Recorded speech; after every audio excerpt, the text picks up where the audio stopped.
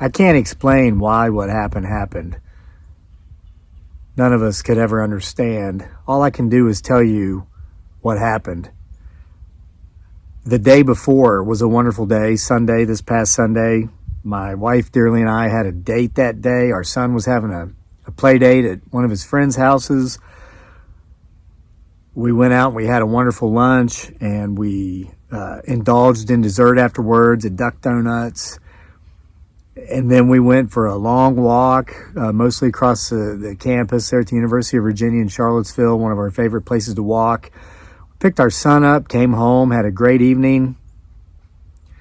Woke up Monday morning, and all seemed right with the world. I was lacing up my shoes to go for my morning run, and my wife just broke into hysterics, Dearly. I went running into the living room to ask her what was wrong. And she told me that her sister, Connie, about a year older than her, was dying. She told me that Connie had just given birth by way of cesarean and that her heart rate had dropped to 9 beats per minute. She was in a coma, and she was on the phone with her brother, and her family is back in the Philippines. So she was on a phone call from 9,000 miles away, broken and choppy. So I stayed with her as she listened, and about 20 minutes passed, 30 minutes passed. She kept saying, just go for your run, just go for your run. And I wouldn't leave, but then I could tell that she wanted to be alone. I just felt like she wanted some space, so I said, I'm going to go out and I'm only going to run for 20 minutes, and I'm going to pray the whole time I'm running, and I want you to do the same. Let's see this thing in our mind's eye turning out for the best, not the worst. Don't focus on what, might happen. Focus on the best case scenario here. So I went for my run, and when I came back, it was like a miracle. Her sister had pulled out of it. Her heart rate had stabilized, and they were moving her to ICU, though they wanted to keep her there for observation. And I said, that's great. And so we had plans for the day, and Dearly said, go ahead and take a shower, because then I'll get ready and we'll just leave and do what we're going to do today. So I jumped in the shower, took a shower, and when I got out of the shower, Dearly was crying on the couch, not in hysterics. And I walked over and I said, what's wrong? And she said, my sister's dead. My sister Connie's dead. And so this happened on Monday as of this recording. This is a Wednesday. It's been a couple days. Things have been tough around here the last couple of days. As I mentioned, this sister, Connie, was a year older than Dearly, and it was her closest sister, closest sibling. Dearly has had 11 siblings. Family, this is what drew me to Filipino culture more than any other aspect of its culture.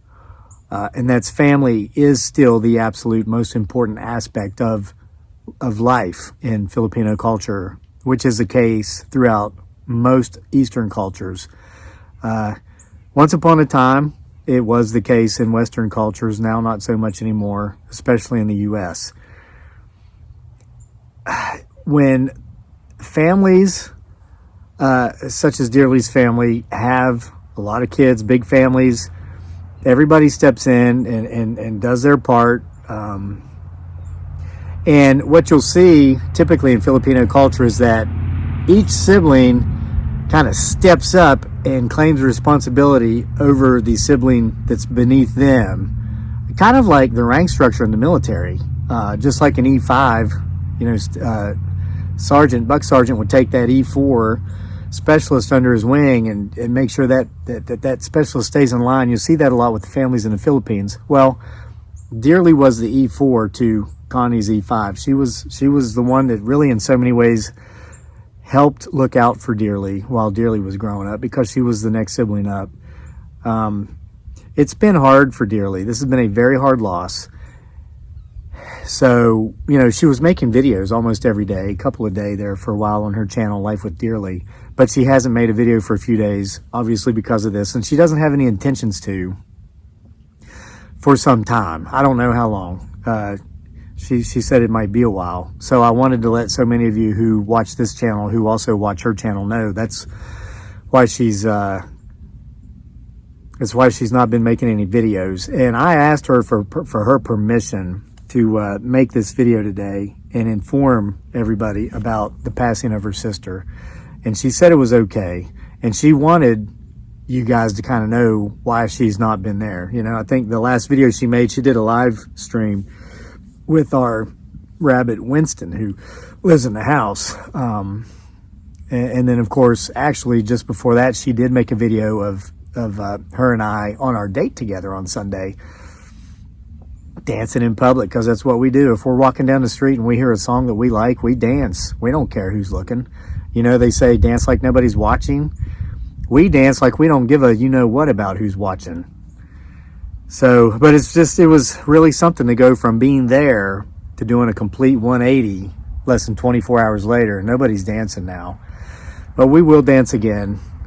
I'm going to share something with you. This is very personal, what I've shared about Dearly's sister. And I'm going to share something very personal, very close to me, that I shared with her for the first time because of this situation here just yesterday. And she told me it helped her. It's helped her a lot. And maybe it can help somebody out there listening. And you can take this information and do with it whatever you'd like. Because I know that not everybody who watches videos on YouTube are benevolent. And I'll leave it at that. Dearly's sister, who just died, and by the way, the baby is perfectly healthy. It's a boy, and she's leaving behind. Connie left behind this newly born son, a son that's 13, or I'm sorry, a son that's 15, a daughter that's 14, and a daughter that's 7. So there are 4 children who have been left without a mother now. And of course, Elam, my brother-in-law, is left without his wife, the love of his life. They've been together since high school. Dearly's parents are left without, one of their children. And you're not supposed to bury your children. Your children are supposed to bury you. This has been so hard for so many. But Connie, her sister that passed, she was having some issues with her neck, some sort of condition. She went to the doctor. They checked it out. They said it was, I believe it was lumps or swollen lymph nodes or perhaps even tumors, but they deemed it to be precancerous. They deemed it to be something that needed to be removed, but they didn't want to do it while she was pregnant.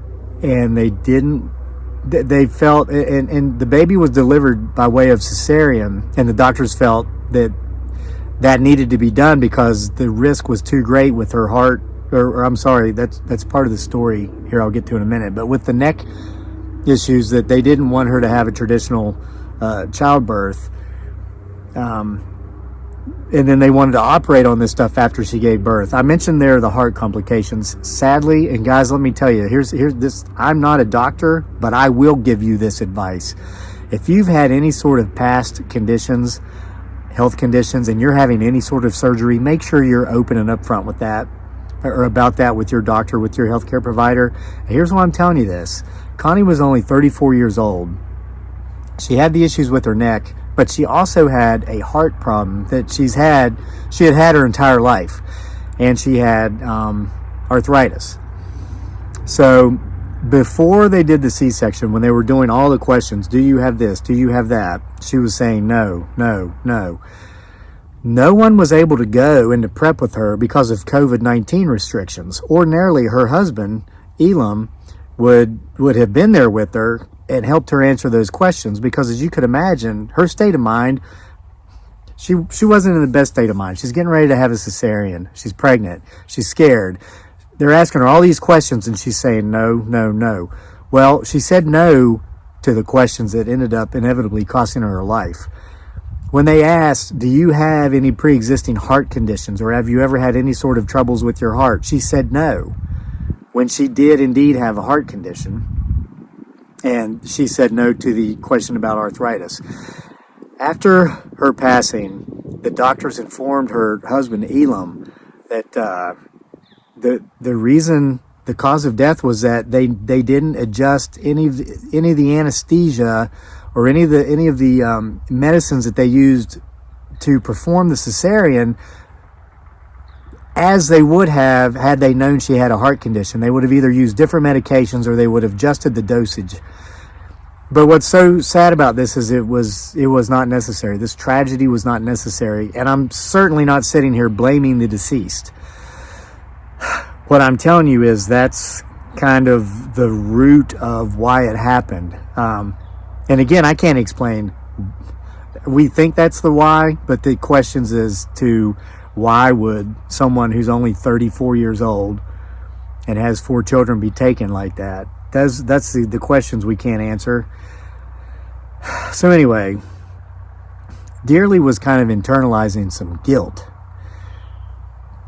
Yesterday, she was going on and on. She was really upset about how she felt so bad because when her sister first found out about the neck issues, and it's been a while, she wasn't in a, Dearly, my wife, wasn't in a position to be able to step in and help by way of saying, hey, I don't care what it costs, you go get the surgery done to get that stuff removed and I'm going to pay for it. Okay, this was a couple of years ago when these things were first discovered. They became worse over time, and by the time it was decided, look, we got to get this out of here, she was pregnant.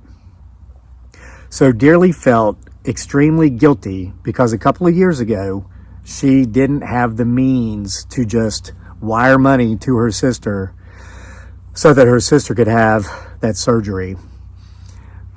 Here's what I'm going to share with you that I shared with Dearly, which was quite personal to me. About 8 years ago, I received an email from my then 15-year-old daughter, who is now 23. It was the last communication I ever received from my daughter, and there's been no communication since. We are entirely and completely estranged. That was a low point in my life. I was in the Philippines with Dearly and with Daniel, and we were struggling to survive. We were struggling to eat. We were struggling to keep shelter over our heads. This was during the period of no running water, no electricity for extended periods of time. And we won't even get into other aspects of life over there that challenged us for our livelihood. I received an email, and my daughter was pleading with me over money. And she mentioned that she wished she had the ability, she wished she was in a position to where she could just go to Starbucks with her friends. My daughter was living in England at the time, while I was in the Philippines, to go to Starbucks with her friends and have enough money extra to just buy a Starbucks drink, $5 drink. And she didn't understand why I couldn't send enough money for her to do some of these things that kids that age do. And I told her I was sorry that I couldn't, but I didn't elaborate. I didn't tell her my situation that I just shared with you. And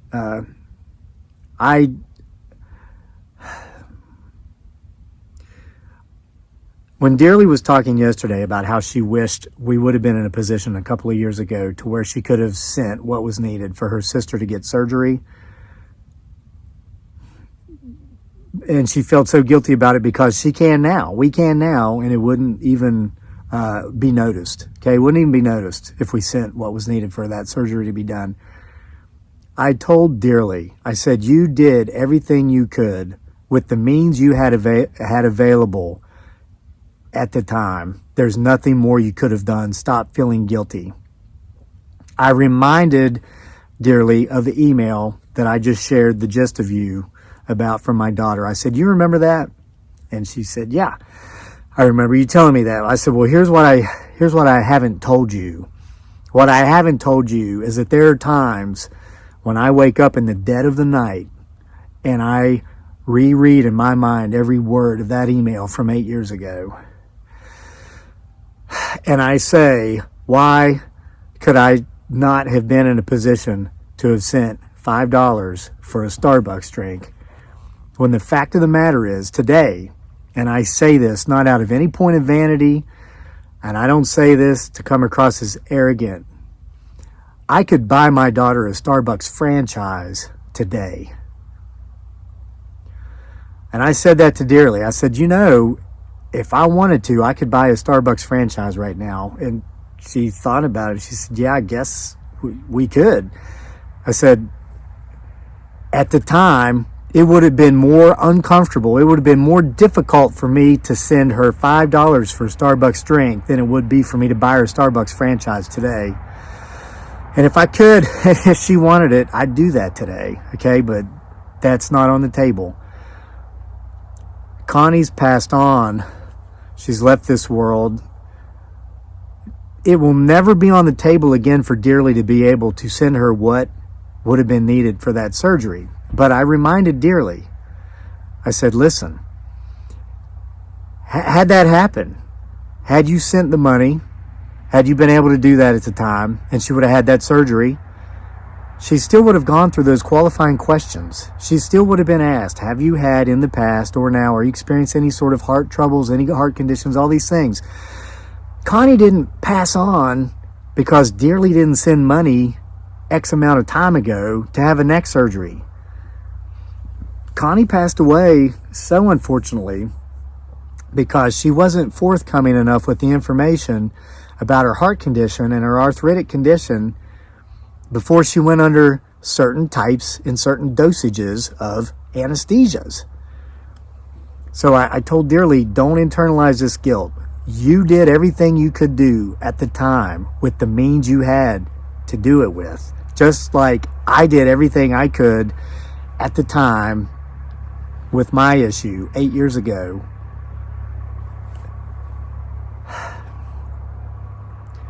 It's hard enough when we lose people we love, be it through death or be it through estrangement. The worst thing we can do is internalize any feelings of guilt or shame because of that loss. If we did everything we know we could do with the means we had to do with and with the knowledge we had available at the time. Dearly didn't have the knowledge. She had no way of knowing that Connie was going to end up pregnant X amount of time into the future. No one has a crystal ball. No one can predict the future and no one can change the past. It's hard enough to deal with pain. It's hard enough to deal with loss. We don't need to make it worse by what-ifing it to death. What if I'd done this? What if I'd done that? No. So, at this time, I'm asking you to leave my channel, to do me a favor, and go to my wife's channel. It's called Life with Dearly, and I put the link in the description box below my videos. So if you want to just scroll down to the description box below this video, you'll see it. It says, support my wife Dearly, and it'll say at Life with Dearly. Just go over there, go to the last video she made, the video of us on our date. I think it's called Finally I Have a Date with My Husband, or My Husband and I Had a Date. And just, if you wouldn't mind, just leave a kind comment. Sorry for your loss, Dearly. Heard about your sister, Connie. Again, her name was Connie, C-O-N-N-I-E. But if you just let her know that you're thinking about her, and again, so you'll know, she's not going to be making a video and uploading and publishing any videos for some time. I don't know how long that will be. It might be a matter of days. I expect it to be a few more days. It might be a week or longer. But she's doing as well as can be expected. Me and our son Daniel, we're here for her. We're loving on her. We're just giving her all the love we have, like we always do. Making her favorite foods. I did go out on a store run today, and I know she likes ginger, so I bought her some ginger. Just standalone ginger. And it made her laugh. When she went through the bags and saw the ginger, she laughed because she knew that I bought it because she likes it. So, thanks for being here. See you for more next time.